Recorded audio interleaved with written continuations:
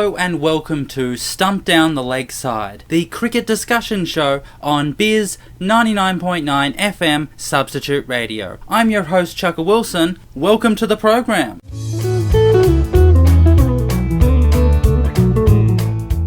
One of the test series that is currently happening is a two-match series between Sri Lanka and Pakistan in the United Arab Emirates.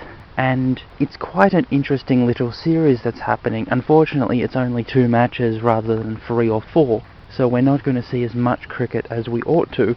But as far as this contest is concerned, this should be a very interesting little battle, because both Pakistan and Sri Lanka are in comparable situations in terms of their team development, structure, and current position within their journeys to developing a world-class team.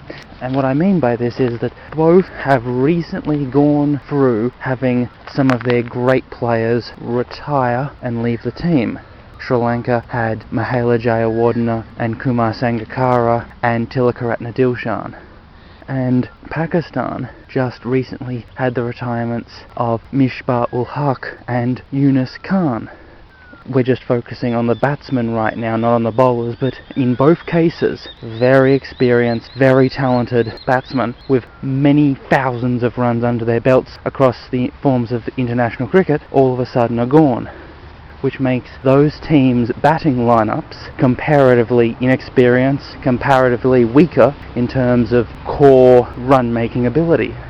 And so this current game that's happening right now, the first test, will either be a draw or a Pakistan victory, because Pakistan would be batting last, and if they're able to bowl out Sri Lanka in the third innings of the match and then chase down the runs, they could win. But if Sri Lanka hold off through the morning and afternoon session, then they'll draw the game. But it's inconceivable that Pakistan would lose. So we're yet to see a real full display of these two teams in what they can show us. The cricket that we have seen so far has been very interesting. Both Pakistan and Sri Lanka scored about 400 in their first innings, and Sri Lanka in their second innings are 4 for 90, with a very small lead coming to the final day.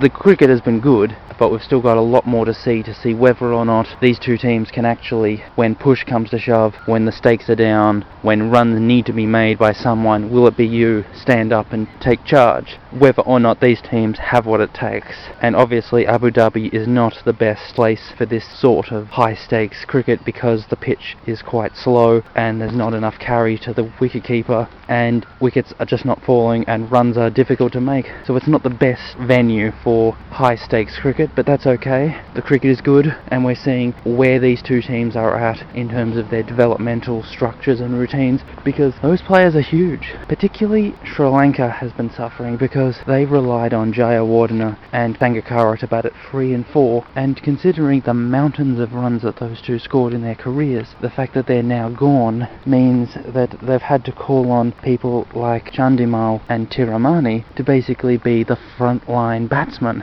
from the support cast to the lead cast all at once, and there's a lot of pressure on them. Pakistan's a bit different. They seem to have a bit more of a core cadre of moderately experienced, moderately aged, with a certain amount of good performances under their belt, like Asad Shafiq, those types of players. So it will be interesting to see what happens in the next test. Hopefully the pitch is a bit faster, and we'll see whether or not these two batting lineups are really able to make big runs when the chips are down, when the pressure is up, and someone has to take charge.